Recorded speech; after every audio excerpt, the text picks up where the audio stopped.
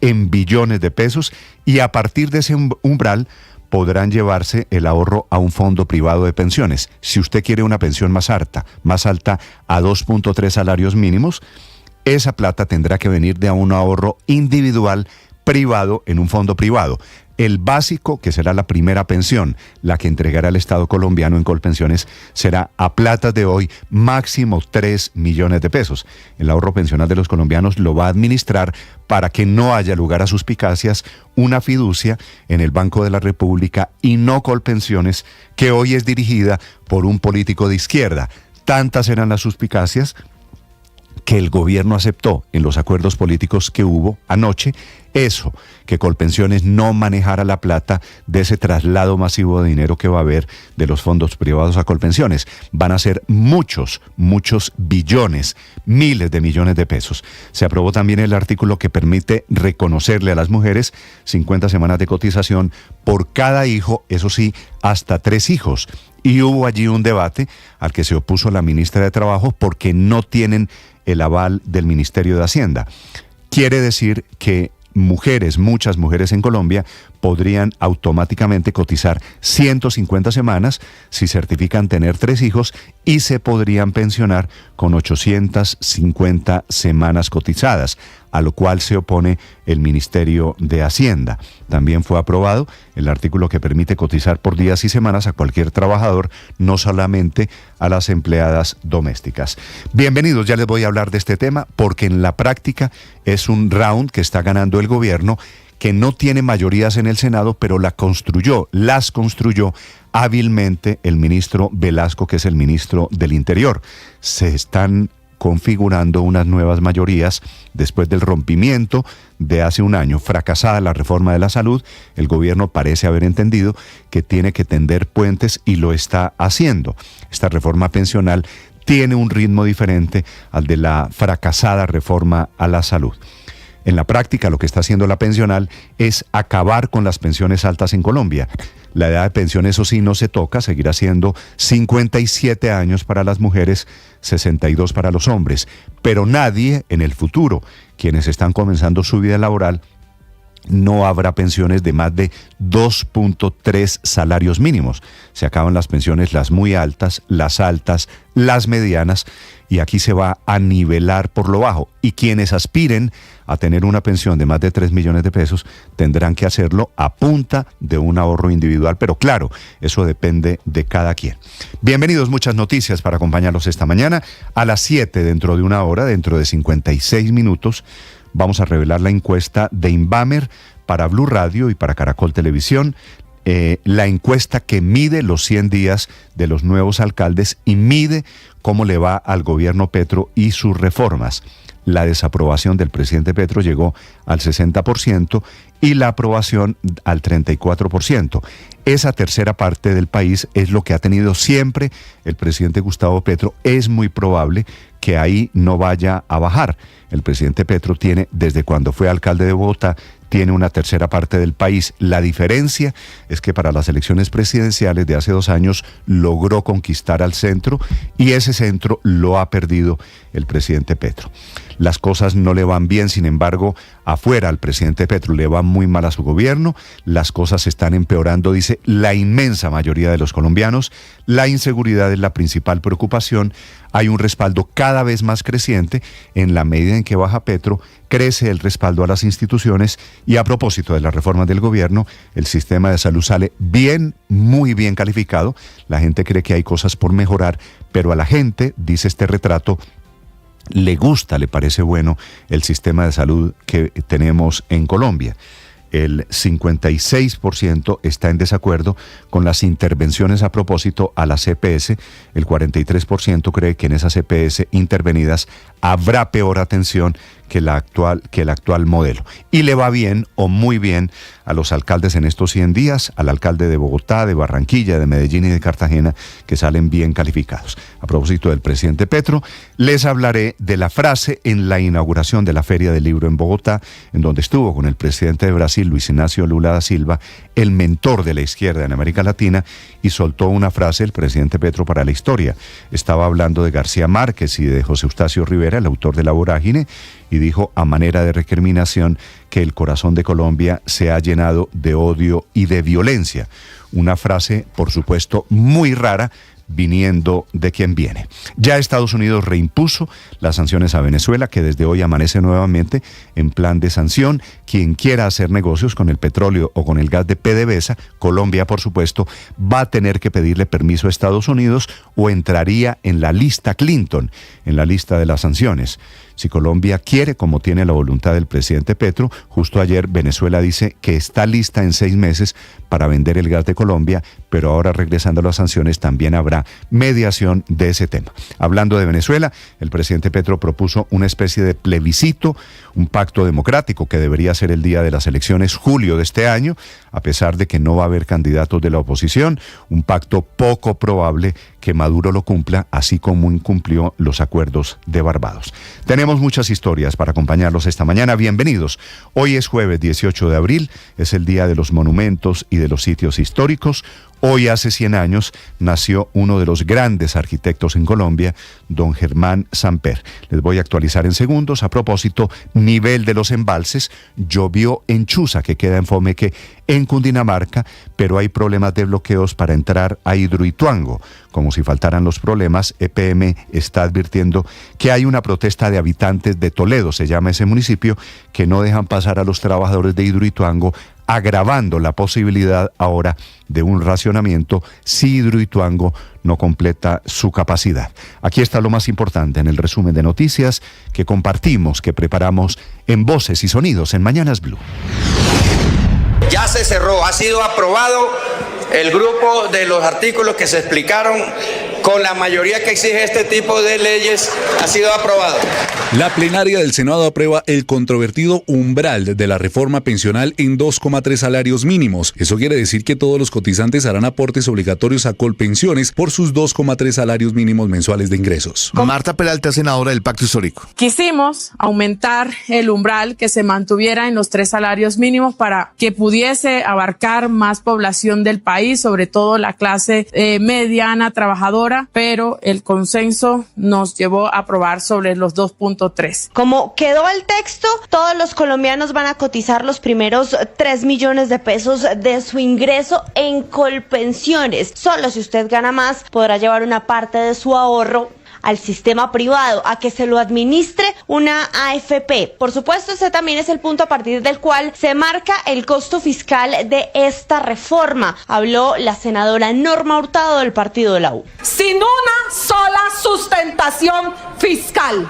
Acompañamiento, sí, pero sin una sola sustentación fiscal. Alexander López, director de Planeación Nacional, responde que no tiene que haber pánico sobre este proyecto. Y lo que queremos nosotros es garantizar que esos ahorros no estén al vaivén del sector financiero, no estén al vaivén, diríamos nosotros, de riesgos que pueda tener el sector, y el Estado, diríamos nosotros, como...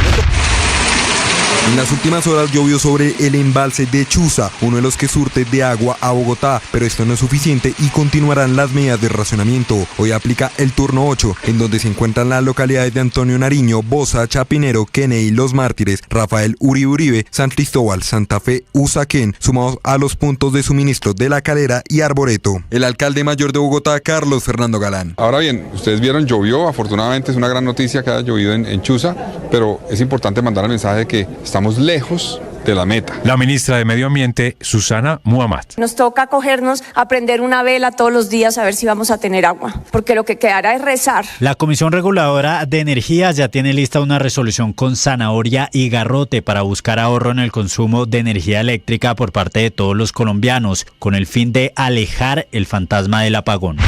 Se adelantó la agenda bilateral entre los presidentes de Colombia y Brasil, Gustavo Petro y Luis Ignacio Lula da Silva. La recuperación del Amazonas, los proyectos energéticos con hidrógeno verde e incluso la situación de Venezuela, los temas de la agenda entre los dos mandatarios. Le transmití al presidente Lula una propuesta que fue transmitida al presidente Maduro, a la oposición, que está siendo discutida, aún sin un desenlace concreto, pero que tiene que ver con una posibilidad de plebiscito en las elecciones que se avecinan, que garantice un pacto democrático.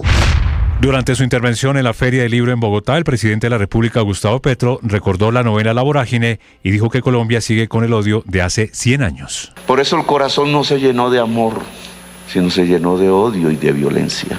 Y el corazón en Colombia, quizás muchas veces, el corazón de Colombia se ha llenado de odio y de violencia.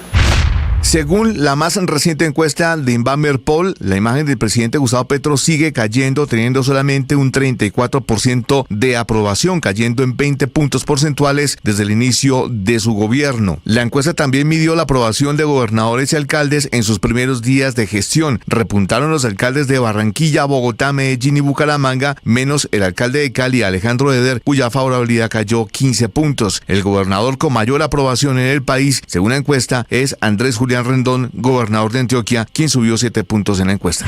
Se conoció la intervención de la cooperativa multiactiva de servicios solidarios Coopservir, que hoy administraba Drogas La Rebaja. Aquí recordemos la propuesta del presidente Petro, que en junio de 2023 aseguró que cada punto de Drogas La Rebaja precisamente puede ser parte de centros de atención primaria. Drogas La Rebaja debe ser una institucionalidad pública. Ya se extinguió el dominio, es del Estado, pero al servicio de la gente más necesitada del país, cubre todo el país. Camacol, el gremio de los constructores, confirma que las ventas de vivienda del primer trimestre son las más bajas en 15 años, pues entre enero y marzo del 2024 se registró una disminución del 17,7% frente al mismo periodo, pero en el año 2023. El presidente del gremio, Gonzalo Herrera, ahí es que tomar la decisión política de definir un plan de reactivación, de canalizar recursos, y el sector de la construcción hoy está listo para la reactivación. Durante un debate de control político en la Comisión Quinta de la Cámara de Representantes, el presidente de Ecopetrol, Ricardo Roa, respondió a los cuestionamientos que hicieron los congresistas y, entre otras, aseguró que si en algún momento el buen nombre de la compañía se viera afectado por su presencia, se haría a un lado. Yo no le puedo salir a responderle a los medios sobre investigaciones que los órganos de control a mí hoy no me han hecho. Busquen ustedes, porque yo no encuentro. Los gremios de taxistas y motociclistas se comprometieron a no bloquear más vías en Bogotá. Ayer, 30 representantes de los sectores involucrados se sentaron con funcionarios del distrito para abrir un espacio de diálogo, lo que lleva necesariamente a un pacto de no agresión entre ellos. Se estableció, por ejemplo, que los conductores que trabajan para las aplicaciones Alfa, Picaminosos y Conduap se comprometen a no generar bloqueos, mientras que Taxi Imperial se comprometió a no fomentar controles por su cuenta para bajar pasajeros de vehículos de plataforma. Sobre ese punto en particular, la Secretaría de Movilidad y la Seccional de Tránsito y Transporte reafirmaron que ningún particular puede participar en un operativo de control de tránsito, que solo las autoridades tienen la facultad para detener un vehículo y realizar un procedimiento acorde al Código Nacional de Policía. Hablemos ahora de los incendios en Cundinamarca, uno que está desde ayer. En horas de la mañana, los bomberos combatiéndolo durante todo el día en Chipaque, en la vía al llano. Hablamos con el capitán Álvaro Farfán y esto fue lo que le contó a Blue Radio. Al momento tenemos el 90% de estos incendios controlados. Estamos en este momento estableciendo las diferentes causas de los mismos, los cuales al parecer fueron algunos provocados por posibles manos criminales y otros por quema fuera de control. Estados Unidos reimpuso sanciones al gas y al petróleo venezolano por falta de garantías democráticas en el vecino país. La Casa Blanca le dio un periodo de gracia de 45 días a las empresas que hicieron negocios en Venezuela durante los últimos 6 meses para que cierren operaciones o busquen una autorización del Tesoro estadounidense. El presidente de Venezuela, Nicolás Maduro. Vamos a crecer por lo menos 8%. Con licencia neocolonial, sin licencia, nosotros no necesitamos licencia para crecer, para producir, para trabajar. ¿Quién dijo? O es que somos esclavos, o es que somos colonia. Eso nadie me lo ha contado. ¿En qué momento nos convertimos en colonia gringa? Habla Pedro Tellechea, presidente de PDVSA. Como lo dice muy bien la licencia, está dando una apertura para que vengan las empresas asiáticas, vengan las empresas europeas, vengan las empresas indias, pidan su licencia y sigan trabajando con Venezuela.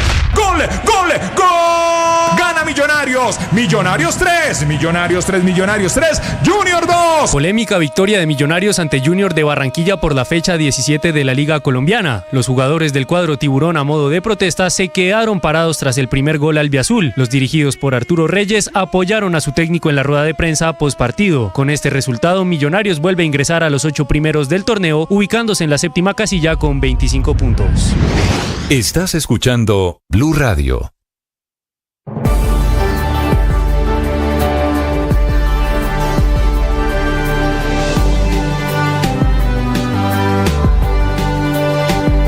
Atención, hay una noticia urgente. Señoras y señores.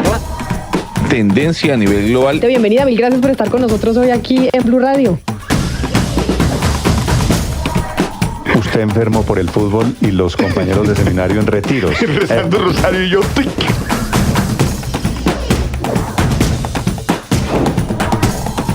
Esta es noticia del momento urgente en Blue Radio.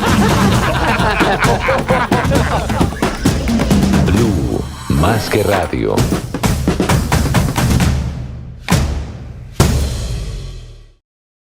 Muchos lidiamos con enfermedades mentales y con conflictos emocionales, y es muy difícil hablar de eso en voz alta.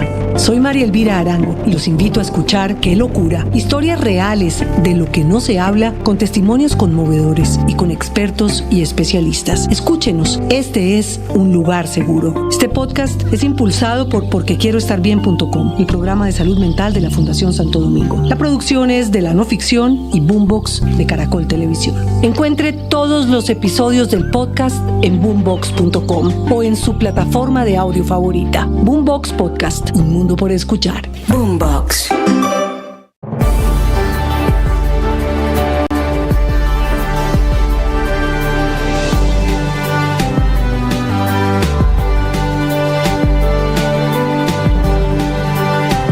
Esta es Blue Radio, la alternativa. Atención, hay una noticia de última hora. El Consejo Nacional Electoral prepara cargos. Va a abrir cargos, así se llama técnicamente. Quiere decir, encontró méritos para acusar al presidente de la República, Gustavo Petro, al gerente de su campaña, por las irregularidades en la misteriosa financiación del año 2022. En la campaña de hace 2 años, estábamos en la primera vuelta de campaña y después de la investigación, después de las muchas manos no declaradas que se metieron, esta es la decisión que alista el Consejo Electoral. Presentar cargos se llama técnicamente, Ricardo. Néstor, buenos días. Sí, señor. Hay 2 magistrados ponentes que llevan varios meses estudiando todo el expediente que tiene que ver con las presuntas irregularidades o inconsistencias en la entrega de información financiera, de aportes, por parte de la campaña presidencial del entonces candidato Gustavo Petro en el año 2022. Se trata de los magistrados Benjamín Ortiz y Álvaro Hernán Prada, quienes han escuchado a lo largo de los últimos meses a varios testigos, a personas implicadas directamente en los hechos, y han hecho un análisis contable y detallado de la documentación sobre los reportes entregados en ese momento por la campaña presidencial del presidente Gustavo Petro, que en ese momento era candidato, y de los partidos políticos, particularmente de la Colombia Humana, que formaba parte de la plataforma de apoyo al jefe del Estado.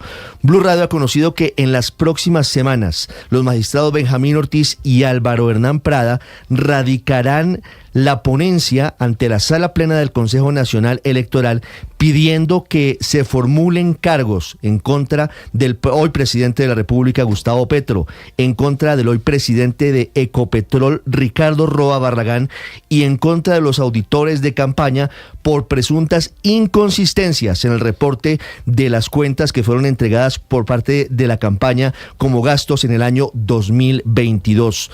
Esta ponencia tendrá que ser discutida por los 9 magistrados del Consejo Nacional Electoral, quienes tendrán que determinar si por mayorías avanzan hacia esa formulación de cargos, caso en el cual obviamente el presidente de la República, en un hecho inédito, y los otros integrantes de su equipo de campaña tendrán que dar descargos y rendir cuentas ante ante el CNE. La otra opción, Néstor, es que la ponencia sea derrotada y simplemente se archive la investigación. Pero estamos en el escenario, Néstor, de que, según ha podido conocer Blue Radio, existen hoy elementos suficientes en manos de los magistrados que están investigando el caso para determinar que por lo menos ellos van a proponerle a la Sala Plena del Consejo Electoral que se formulen cargos por posibles irregularidades en la financiación de la campaña de Gustavo Petro a la presidencia en el año 2022. Ahora, a diferencia de lo que había pasado, Felipe, como usted lo sabe, a diferencia de lo que pasó con Odebrecht en el año 2014, después vino una reforma que hace responsable al candidato de lo que pasa en la campaña. Usted recuerde que con Santos y con Óscar Iván Zuluaga, el Consejo Electoral no tomó esta decisión que podría tomar con Gustavo Petro. Así que esta es la primera vez en la historia, entre otras cosas por eso, porque hubo una reforma que hace responsable al candidato, de manera que dejemos de echarnos el cuento de que fue a mis espaldas, que es lo que ha sucedido básicamente siempre en la historia electoral de Colombia. Bueno, hay que esperar, como dice Ricardo, a que presenten la ponencia ante la Sala Plena, ¿no? No, de acuerdo, esto es este de hoy, Felipe, este es apenas el primer paso. Así es. Ahora, esto lo que tiene que ver, Ricardo, para ponerle un poquito de nombre propio, esto lo que tiene que ver es con el avión del señor Contecha, por ejemplo. Sí, hay varios elementos que no han sido con los financiadores, explicados. Con los financiadores de La Plata. FECODE, por ejemplo. Con FECODE y con el sindicato de Ecopetrol que pusieron unas platas no declaradas. Lo que ha dicho el presidente Petro hasta ahora es que el avión de Contecha fue cuando él no estaba en campaña, o que el señor Euclides Torres hizo la manifestación de la P en Barranquilla cuando no estaba en campaña. Pero Néstor, la manifestación de la P efectivamente no había iniciado formalmente la campaña. El caso del avión del señor Contecha sí, porque eso sí ya fue el 9 de marzo del 22, es decir, a 2 meses de las elecciones. 8 de marzo. Un día antes, el 8 de marzo. Bueno, sí, pero a 2 meses de las elecciones. Pues, el presidente lo que dice es que ahí todavía no era candidato, sino precandidato, porque estaba a puertas de hacerse la consulta. Claro, así es. Muy bien. Pero es parte de la campaña. Los tiempos del CNE señalan que eso es parte de la campaña. La campaña arranca arranca 4 meses antes de las elecciones. Sí, pero es que hay dos campañas, una la de la consulta y otra la de la elección presidencial, y ambas tienen cuentas y tienen cuentas separadas. Entonces, los eventos que ocurrieron antes de una determinada fecha no cuentan, como el de la famosa PEP, porque no había campaña. Otros entran a la cuenta de la consulta, pues los que son antes de la fecha de la realización de la consulta, como aparentemente fue el vuelo de este señor Contecha. Y los otros sí en la campaña. En los otros hay problemas, como los de los últimos días, ese tema de si, por ejemplo, el aporte de FECODE, si el aporte de FECODE se considera o no como parte de la campaña, que eso pues hay una discusión sobre si los testigos son o no campaña. Usted tiene razón en que hay un gran margen de discreción política para decidir, por ejemplo, si esa campaña de la consulta hacía también parte de la campaña presidencial, o si el día de elecciones. No, la consulta sí, claramente no, Néstor, porque para la consulta hay que presentar una cuenta separada. La consulta también incluso tiene reposición de votos, entonces los candidatos tienen que presentar cuentas al Consejo Electoral para que les paguen la reposición. En fin, la consulta sí, ahí no hay discusión. La discusión sí es, por ejemplo, si día de campaña, el valor de los testigos, que parece que fue mucha plata, el valor de los testigos forma parte o no de la campaña. Hay algunos que dicen que sí y otros dicen que no. Esa es la discusión. Algunos dicen que la campaña es para atraer votos y los testigos es para vigilarlos. Ahí está la discusión, porque es un momento posterior. El gobierno pero dice pues que esa es la discusión. El gobierno dice que la tesis del gobierno, la tesis de Ricardo Roa, la tesis de Dagoberto Quiroga, es que el domingo no es día de campaña. Es decir, que el domingo son las elecciones y que ese día no puede ser catalogado como día de campaña. La clave debe ser el inicio de las elecciones 29 de enero. Admito que es tema de discusión. A mí me parece que el día de elecciones es el día más importante de la campaña. Son las 6:24. Esta es la noticia del momento. Repito, en el Consejo Electoral alistan una decisión histórica, por primera vez poniendo a responder al presidente Petro y a su gerente Ricardo Roa, el gerente de la campaña, por irregularidades o presuntas irregularidades. Esto tal vez explica, Néstor, a propósito de la decisión que se alistaría a tomar el Consejo Nacional Electoral, una curiosa visita que se dio la semana pasada allí, en las instalaciones del CNE. Carlos Ramón González, que es el director de la Dirección Nacional de Inteligencia. Nuevo director de Inteligencia, estuvo allí visitando, Néstor, estuvo en la oficina del magistrado Benjamín Ortiz, uno de los magistrados que tiene el proceso, que tiene la responsabilidad de definir. ¿Y qué hace el director de Inteligencia? Bueno, nos comunicamos con el doctor Benjamín, estuvieron aproximadamente entre 10 y 15 minutos en la oficina. El doctor Benjamín Ortiz dice, Néstor, que la relación que los une, que fue una visita de casualidad y que hay un vínculo entre ellos porque él fue profesor y que no hablaron nada relacionado con la campaña del presidente Gustavo Petro. Recuerde que Carlos Ramón González ha sido históricamente el presidente y el dueño del aviso de la personalidad jurídica del Partido Verde y que también tiene algunos asuntos vinculados con esa campaña. 6 de la mañana, 26 minutos. Sí, el cuento de que fui a visitar a mi profesor me parece un poquito curioso. 6:26 minutos. El Senado aprobó anoche el corazón de la reforma pensional en el segundo debate, con ese nuevo umbral que modifica todo el sistema pensional en Colombia. El umbral, la cifra básica para que ustedes la tengan en cuenta, 3 millones de pesos. Hasta 3 millones de pesos, la cotización va a Colpensiones, significa va a haber un traslado masivo de plata de los fondos privados de pensiones. La pensión máxima en Colombia va a ser esa, todas vía Colpensiones. Lo siguiente, lo otro sería un ahorro individual. Marcela Peña. Hola Néstor, buenos días. El corazón de la reforma pensional del gobierno de Gustavo Petro ya fue aprobado en su segundo debate en la plenaria del Senado. Si el texto sigue como está hoy, todos los colombianos nos convertiremos en afiliados de Colpensiones y cotizaremos ahí hasta por 3 millones de pesos. Solo quienes ganen más de 3 millones de pesos, es decir, de 2.3 salarios mínimos, van a poder llevar una parte de sus ahorros a una AFP privada. En el gobierno, por supuesto, están celebrando el avance. El director del Departamento Nacional de Planeación es Alexander López.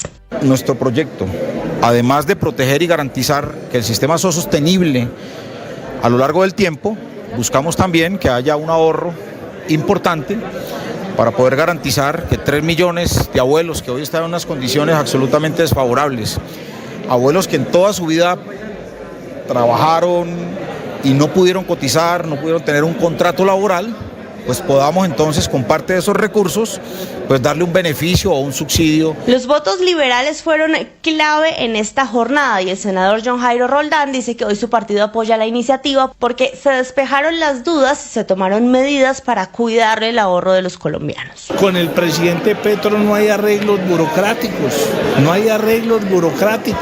eso es una concepción del señor presidente por el cual yo no voté. El gobierno cedió en varios puntos, no solo accedió a bajar el famoso umbral de cotización obligatoria a Colpensiones, sino que aceptó que sea el Banco de la República el que administre los ahorros del nuevo sistema a través de un nuevo esquema que ya no va a ser de reparto, sino de fondos. Todavía falta un artículo por aprobar en este sentido, pero la idea es que cada generación tiene su propio fondo, esa plata se invierte y con los rendimientos y ese dinero es que se pagan las pensiones. Piense, por ejemplo, en que los millennials tendrán su propio fondo, distinto del que van a tener los centennials, distinto también del que van a tener quienes hoy apenas están gateando. También quedó pendiente por votar un nuevo artículo que va a reglamentar la forma en que se contratará desde el Banco de la República la administración de estos recursos. La senadora del Partido Verde, Angélica Lozano. Esta proposición prueba que sí podemos consensuar.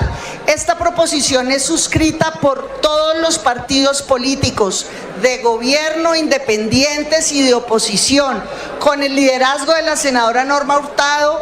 Cada mujer podrá cobrarle al sistema 50 semanas de cotización por cada uno de los hijos que tenga, máximo 3 hijos. Sin embargo, se aprobó una pequeña modificación a uno de los artículos de la reforma pensional que tiene preocupado al gobierno en este sentido. Habla la ministra del Trabajo, Leonina Ramírez. Pero esto nos rebaja a 850 las semanas y tiene un costo fiscal que nosotros hoy no podemos. Otros cambios al proyecto. El gobierno le entregará subsidios más elevados a quienes lleguen a la edad de pensión con más de 300 semanas cotizadas, pero sin llegar a las 1000 semanas. Si estamos hablando de hombres, van a recibir un 20% adicional sobre sus ahorros, y si estamos hablando de mujeres, recibirán un 30% más. ¿Esto para qué? Para subir el monto que les van a pagar mensualmente de por vida. Sin embargo, esto no va a ser una pensión y va a ser un pago por debajo del salario mínimo.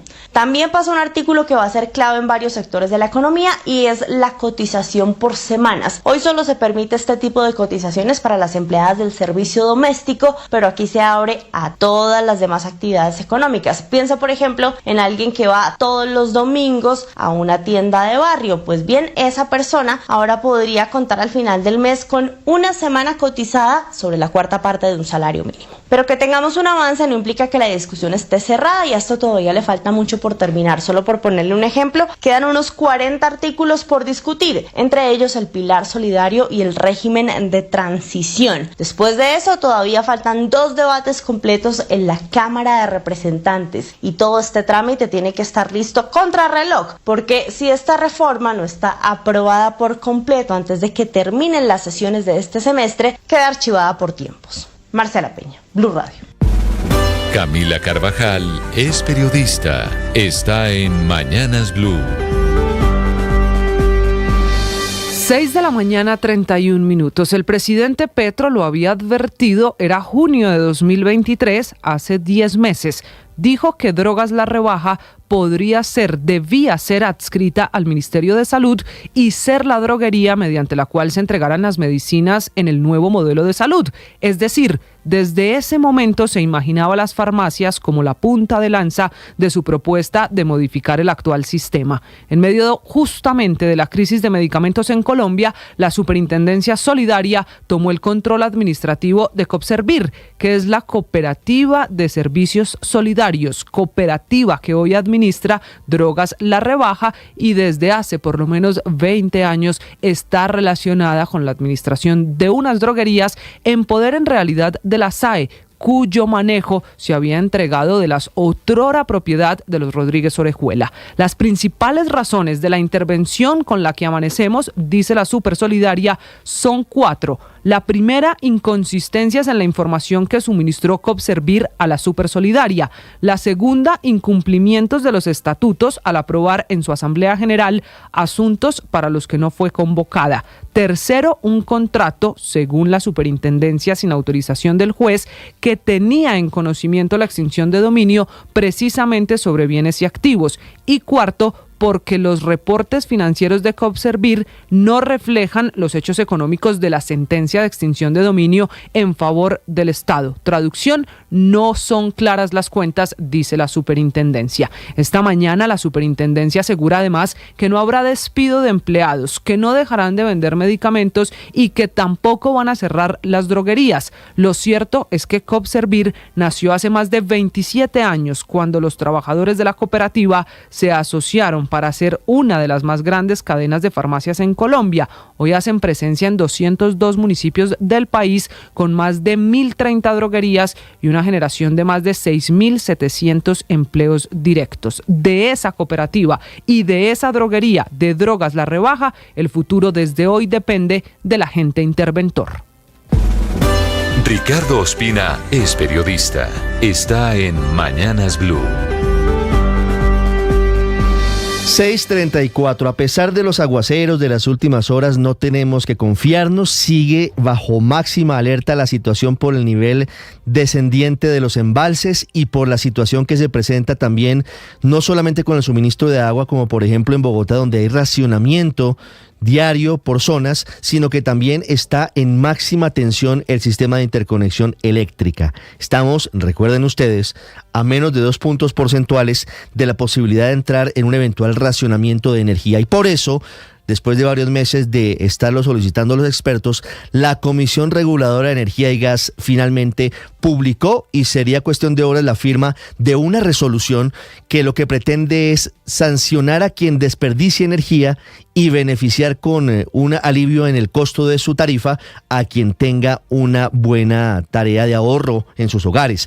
Es una resolución que justamente lo que pretende es dar premios y castigos. Lo que busca es ahorrar energía eléctrica en este momento de situación de máxima tensión para los embalses. Lo primero que se debe saber es cuál es el consumo mensual de su factura. Allí tiene que conocerlo, cuántos kilovatios hora tiene, y ese va a ser el elemento para que usted tenga en cuenta. Y lo tendrá en cuenta la CREG para saber si le da un premio o si le da un castigo. Es un dato individual. Por su casa, por su oficina, por su empresa, va a empezar a hacerse esa valoración. Usted tendrá que mantener el mismo consumo que tiene actualmente. Si consume más, tendrá que pagar 30% más por cada kilovatio hora que aumente su consumo. Es muy importante tenerlo en cuenta. Y por el contrario, si usted reduce el consumo, justamente recibirá una especie de subsidio temporal con el dinero que se le va a cobrar a quienes estén derrochando energía. Así que usted tendrá un alivio que se sentirá en la factura mensual. ¿Por cuánto tiempo se va a adelantar esta medida? ¿Por un año o hasta cuando lo determine la CREG? Lo que se busca es justamente que se nivele la situación de los embalses, lo que está ocurriendo hoy en el país, y pues, sobrepasar este momento difícil que afrontamos ante la posibilidad cercana de un racionamiento. Es cuestión de horas que se firme la resolución, que coincide con unos bloqueos en Toledo, Antioquia, que según EPM dificultan mantenimientos en Hidroituango, que en caso de una situación de máxima tensión podría llevar eventualmente a facilitar lo que no queremos ninguno de los colombianos, un racionamiento de energía. Los bloqueos de la comunidad no permiten hoy mantenimientos en uno de los elementos que hoy salva el sistema interconectado de Colombia y nos mantiene encendidos, sin racionamientos. Paola Ochoa es periodista. Está en Mañanas Blue. 6 de la mañana, 36 minutos en cuidados intensivos. Ya no solo el sector salud, el de la energía, el del agua potable, sino también el importantísimo sector de la construcción de vivienda, que cumple 21 meses consecutivos de caída en las ventas, 13 meses consecutivos de caída en la construcción, y que acaba de vivir el peor trimestre en los últimos 15 años, según datos entregados en las últimas horas por la Cámara Colombiana de la Construcción, Camacol, cuyas cifras dan cuenta de una estrepitosa caída en las ventas en los 3 primeros meses de este año, al pasar de 39.000 unidades vendidas durante ese lapso del año pasado a tan solo 32.000 en el primer trimestre de este año, 18% menos de un año para otro, agudizándose principalmente en el mes de marzo con una caída del 34%, muy jalonada por las ventas de vivienda de interés social, que se desplomaron 38%, principalmente por el cambio en la política del gobierno en ese campo y los palos de ciego en materia de subsidios en programas que solían funcionar bien, como Mi Casa Ya, pero cuyos cambios en los montos, cuantías, cuotas iniciales, duración del crédito y ausencia de cobertura de tasas ocasionaron que 30.000 colombianos desistieran de comprar vivienda de interés social en el último año, a lo que se suma una pobre ejecución del Ministerio de Vivienda, que el año pasado solo ejecutó el 60% de su presupuesto, y también una pobrísima ejecución del Fondo Nacional de Vivienda, Fonvivienda, a cargo de otorgar los subsidios, y cuya ejecución presupuestal el año pasado estuvo apenas en el 40%, todo lo cual comienza a pegarle al empleo que genera el sector de la construcción, cuya generación se desplomó en 50.000 empleos menos, principalmente por ese cambio en la política de vivienda de interés social del gobierno, pero cuya mala racha de seguir así amenaza el empleo en el sector de la economía que mayor mano de obra no calificada emplea, convirtiéndose en un riesgo para el bolsillo de cientos de miles de obreros, mucho más allá de la narrativa de yuppies, arquitectos, de banqueros, millonarios, que se hacen precisamente y se llenan los bolsillos con el sector de la construcción, sector que genera 1,5 millones de empleos directos y que afecta, por supuesto, una enorme, gran cantidad de cadenas que van antes, pero que también van mucho después. María Camila Orozco es periodista. Está en Mañanas Blue.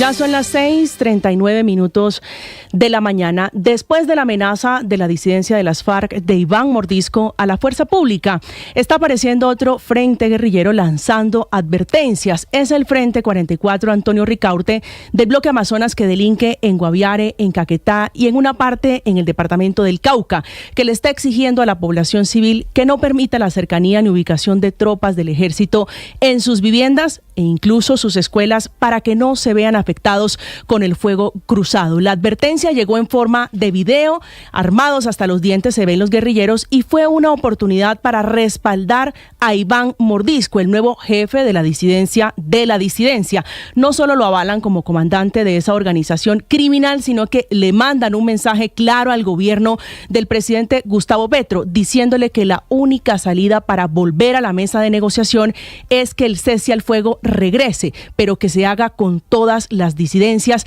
lo que lo haría nacional. Pero es una puerta que parece no estar del todo cerrada, porque Camilo González Pozo dijo que están buscando a Mordisco. No tienen ni idea dónde está este hombre que tiene en su nueva franquicia de la disidencia 2.000 hombres alzados en armas. La oportunidad sería en junio en Norte de Santander, donde se volverán a reunir en un ciclo de conversación donde están los que todavía son considerados por este gobierno guerrilla con ideología política. Un punto de inflexión, porque deben definir si acceden a los pedidos de Mordisco o si los rechazan, o si montan con él otra mesa de negociación, que parece poco probable. Mientras esto pasa, la disidencia sigue matando militares. En las últimas horas, un soldado asesinado en enfrentamientos en el departamento del Cauca. Para el ministro y para el gobierno Petro, la única salida es seguir golpeando, como lo han hecho en las últimas semanas, a la disidencia del gran disidente Iván Mordisco. Estás escuchando Blue Radio. Atención, hay una noticia urgente. Señoras y señores.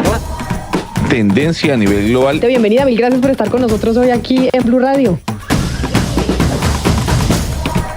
Usted enfermo por el fútbol y los compañeros de seminario en retiros. Rezando rosario y yo.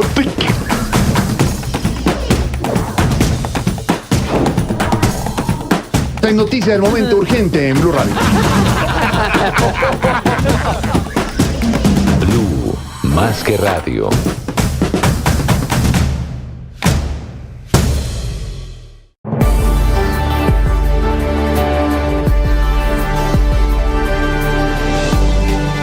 Lidiamos con enfermedades mentales y con conflictos emocionales, y es muy difícil hablar de eso en voz alta.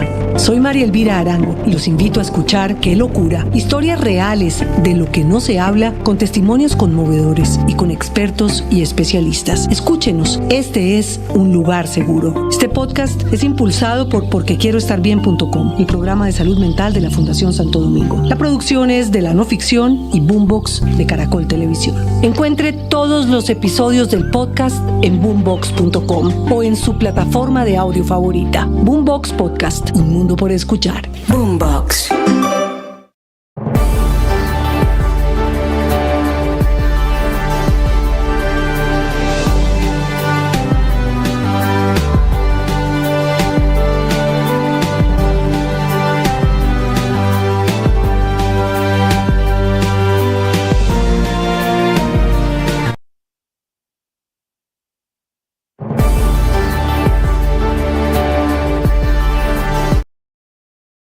Este 28 de abril, a partir de las 2:30 de la tarde, en la Filbo, en la Feria Internacional del Libro de Bogotá, estaré presentando este texto, que es una selección de temas nacidos en el oracional El Man está vivo, pequeñas reflexiones que nos cargan de ánimo, que desatan el poder interior. Dos malas noticias, Felipe, desafortunadamente. Dos malas noticias en el mismo campo. Nivel de embalses esta mañana. Sí, ¿cómo anda? 28.75%. O sea, sigue bajando. Siguen bajando. A pesar de los aguaceros de ayer. En 29.1, si no estoy mal. 29.0. 29.0. Bajamos sí, algo. Un cuarto de punto porcentual, Felipe, pero esto, digamos, acercándonos a ese asustador 27% de capacidad de los embalses. Sí, no es una buena noticia, ciertamente. Felipe, muy mala noticia. Lo de ayer fue un aguacerito en Chuza. Lo de hoy va a ser seguramente otra lloviznita. y vamos a necesitar muchos días porque el agua, por razones naturales, la represa, el embalse no comienza a llenarse si hay una lloviznita, ¿no? Eso tiene que ver con la tierra está muy seca, sigue absorbiendo No, pues si es lloviznita, la tierra absorbe esa agua, Néstor. Y la segunda mala noticia, Felipe, esta mañana es que tras de cotudos con paperas, esta mañana están algunos habitantes de un municipio en Antioquia, se llama Toledo, impidiendo el acceso a trabajadores en Hidroituango, que quiere decir que Hidroituango no está funcionando a full capacidad. Entonces Hidroituango, después de semejantes problemonones que hubo, esta mañana no está aportando lo que debería al sistema interconectado nacional. En este momento el gerente de PM, el doctor Maya, está en una reunión de emergencia, porque saben que hoy, menos que nunca, Hidroituango debe salir de circulación. Así que son dos muy malas noticias, desafortunadamente debo contarlas. Pero ahí sí le toca al Estado actuar, Néstor. Es decir, no pueden permitir el bloqueo de Hidroituango, porque eso es el apagón inminente. Y ese es el chantaje, pues cuando hay un bloqueo, siempre detrás hay un chantaje.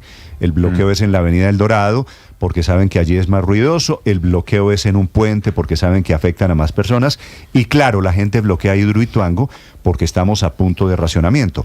Así que cada noticia empeora un poquito más el panorama y el fantasma, el susto de que nos vayamos a apagar. En segundo les cuento, porque hoy Ecuador está literalmente apagado. Le dejamos de vender energía a Ecuador. En Ecuador, Felipe, hoy no hay clases, hoy no hay vida laboral. El domingo tienen plebiscito en Ecuador y el presidente de Novoa decidió mandar la gente a la casa porque están sin una gota de luz, sin agua en los embalses, sin capacidad de generación hidroeléctrica. Pero vamos por partes. Situación de emergencia en este momento con Hidroituango, la reunión de EPM. Héctor Santamaría. Néstor, pues sí, continuarán los diálogos en los próximos minutos en una mesa de concertación que se hará allá en el norte de Antioquia, en esta población vecina Ituango, en donde esperan llegar a unos acuerdos que permitan la operación de la central hidroeléctrica, en donde hoy se genera 1.200 megavatios con sus 4 turbinas funcionando. Este grupo de personas del municipio de Toledo viene adelantando bloqueos en las vías de acceso, tanto por carretera como fluvial a Hidroituango, solicitando que se cumpla algunos compromisos que supuestamente no se ha hecho en temas de infraestructura en zona rural, adecuación de vías y que los dejen pescar y hacer turismo en el embalse como generación de economía para esta población y además vecina. CPM indicó que con estas acciones de hecho de la comunidad no solo se pone en riesgo la vida y la integridad de los trabajadores y de los contratistas que laboran en ella, sino una eventual imposibilidad de generar energía con las 4 unidades de Hidroituango justo en estos momentos de coyuntura que atraviesa el país por los impactos ocasionados por el fenómeno del Niño. La advertencia también no se hace solamente por el funcionamiento actual de Hidroituango, sino porque los bloqueos impiden el avance de las obras civiles de la segunda etapa, poniendo en riesgo a las comunidades aguas abajo, una de las grandes preocupaciones que también tiene el gobierno nacional, por lo que reiteramos en los próximos minutos se entrará en esos diálogos allí en Toledo directamente y llegará a un acuerdo en las próximas horas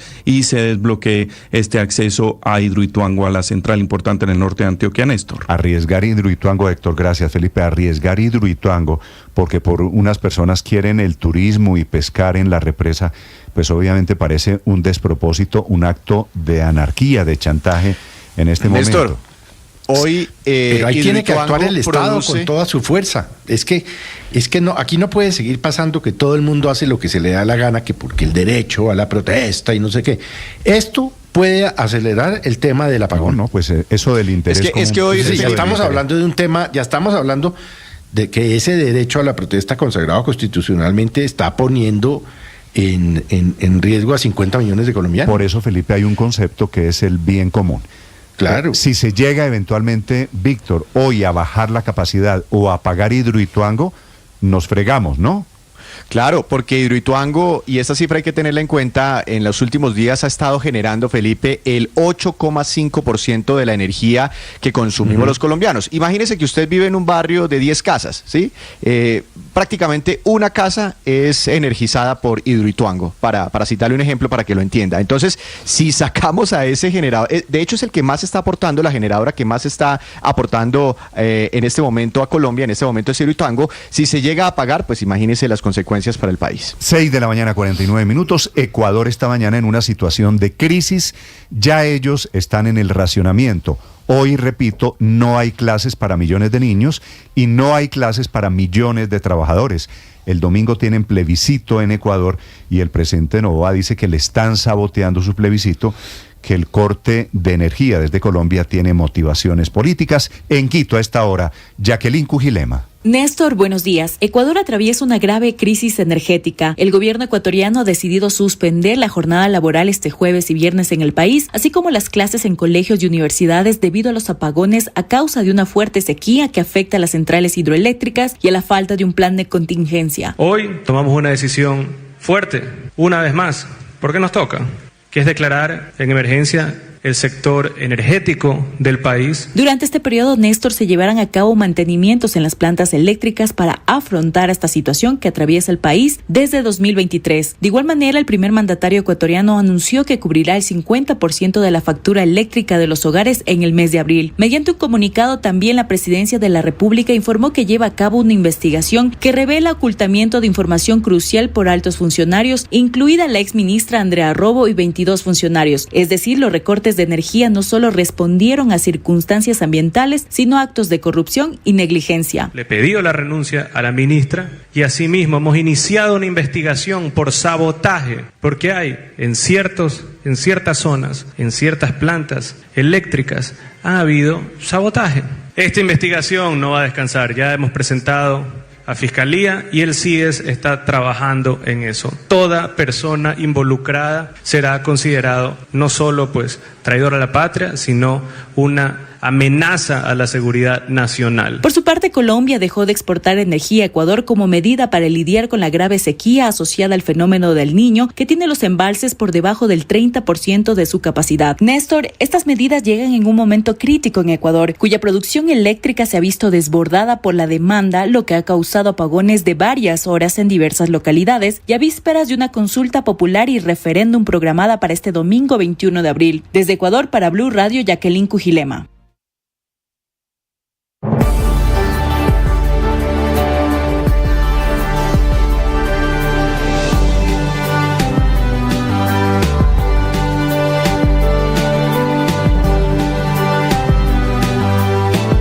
Atención, hay una noticia urgente. Señoras y señores. Tendencia a nivel global. Bienvenida, mil gracias por estar con nosotros hoy aquí en Blue Radio. Usted enfermo por el fútbol y los compañeros de seminario en retiros. Ya vienen los deportes, 6 de la mañana, 52 minutos. El accidentado partido de anoche, Millonarios Junior. ¿Ganó Millonarios? Asustado al final por Junior, el partido terminó 3-12. Casi, sí, es cierto. Se quejó mucho la gente de Junior, no sé por qué. Yo no vi el partido, pero se quejaron mucho. Néstor, que hoy me toca con gallardía felicitarlo. Vale, reconocer a Millonarios. Ahora, tal vez darle un abrazo solidario al padre, que lo estoy notando muy callado en esta mañana por el triunfo del Real Madrid. No estoy dedicado al fútbol. Tengo rato que no sé nada del fútbol. Desde ayer en la tarde estoy desconectado de fútbol. Felipe, para quienes no lo saben, el padre Linero, que es un hombre solo de amor y solo de buenas maneras, cuando le hablan del Real Madrid, se pone en modo Chucky, ¿no? Se molestaron porque dije que ese equipo tenía pacto con el diablo. Es que no puede ser, se molestaron, me han dicho de todo. No, eso es jerarquía, eso se llama jerarquía. No, es puro, por Dios. No hablemos. ¿Podríamos hablar de golf? Padre, todos tenemos un diablito, inclusive usted. 6:53 minutos. Es cierto que el arbitraje de anoche, Millos Junior, fue muy mal arbitraje, Ricardo. Tuvo errores, uno capital. Lo que pasa es que el reglamento es el reglamento. Hubo falta previa en el primer gol de Leo Castro, pero el incidente se pierde. Fue media hora antes del gol. Pues claro, después de la falta hay un tiro de esquina. Hay un tiro de esquina. La equivocación es la reanudación del juego por parte del central. En esa acción debió aceptar el banderazo de línea, dice que no lo vio. Bueno, es cierto que al final del partido se agarran a golpes. ¿Los dos árbitros? Fue en el intermedio del partido. Fue camino al camerino. Eso sí es una barbaridad, pues. O sea, más que golpes entre árbitros. Se recriminaron. Entre el juez de línea y el árbitro central. El juez de línea diciéndole yo alcé la bandera, el central diciéndole yo hago. Hay ojos que apreciaron el incidente de la discusión entre central y línea producto. O sea, hubo choques y problemas dentro de la cancha. entre jugadores, pero también entre árbitros. Hubo bronca. Esta no la habíamos visto muchas veces, ¿no? Esta no la habíamos visto. Sí, Macondo. Es el Macondo. Ya le vamos a contar porque ganó Millo, se metió en la fiesta, perdió Nacional. Chao, sí, perdió el verde. Ok, lo lamento mucho por la gente de Nacional. Un tristísimo año, vaya temporada la del... Qué mala noticia, Nacional. hombre. Sí, se les nota en la cara. Hoy continuará la fecha y la UEFA... es cierto, lo del Real Madrid hoy acapara todos los titulares en Europa, en el mundo, la manera como logró revertir en la serie de cobros desde el punto penal junto al Bayern, así que tendremos, ya les vamos a contar, tremendos emparejamientos en las semifinales de Champions. Ya vienen los deportes, Champions y fútbol colombiano, lo lamento, un abrazo solidario a la gente de Nacional de corazón. Yo voy a hablar, para que cambiemos de tema, yo voy a hablar de salud mental. Cambiemos de tema. Voy a hablar de salud mental, un muy buen informe a nivel mundial. El padre no lo he saludado, padre, buenos días. Saludo, ánimo, fuerza, ganas para todos. Y vamos a vivir, a cambiar hábitos para que podamos salvarnos de este apagón. Hoy es jueves 18, debe haber algunas lloviznas en horas de la tarde, está cambiando el clima, está terminando el fenómeno del Niño. En segundos, en 30 segundos, el señor viceministro de Pensiones para hablar de lo aprobado anoche en la reforma pensional. Estás escuchando Blue Radio.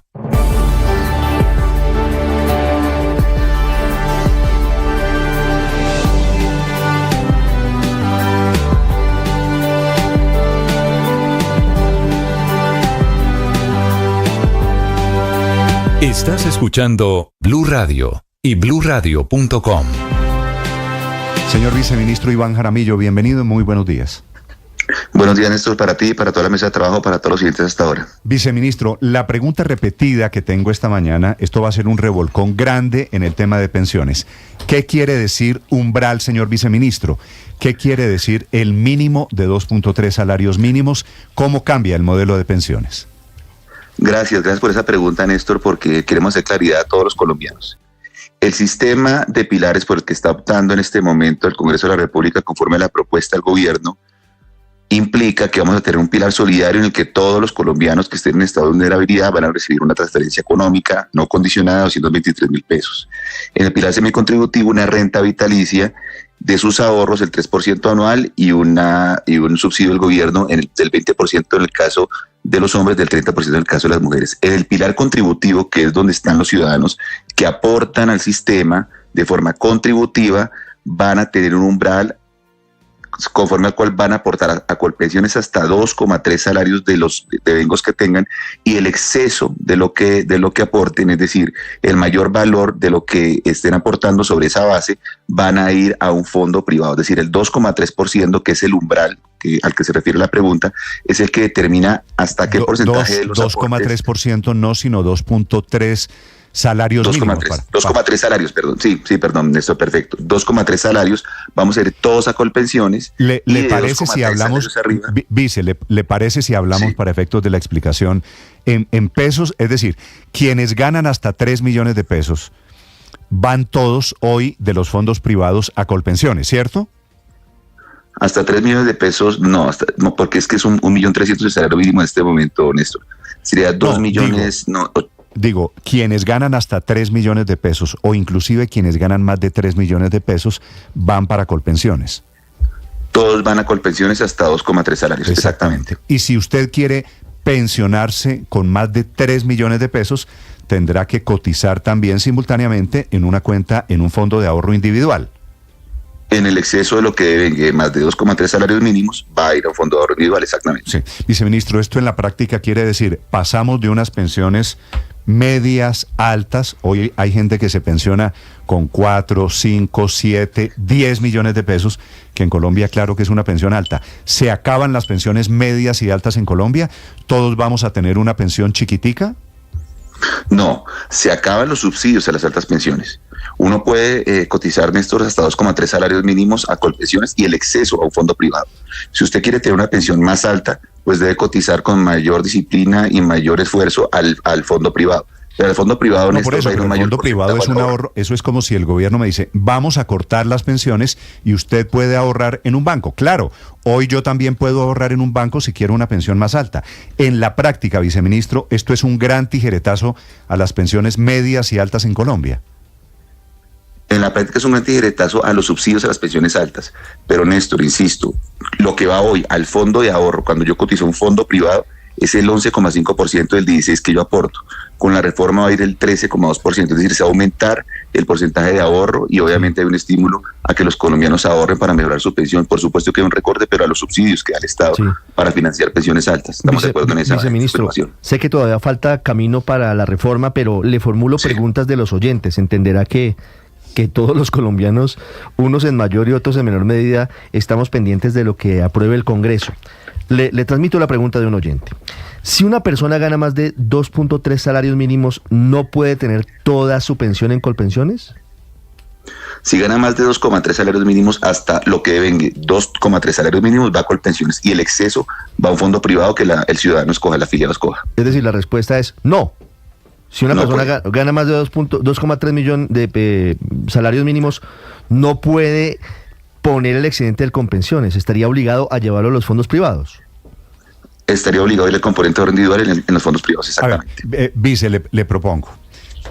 Yo soy Pepito Pérez.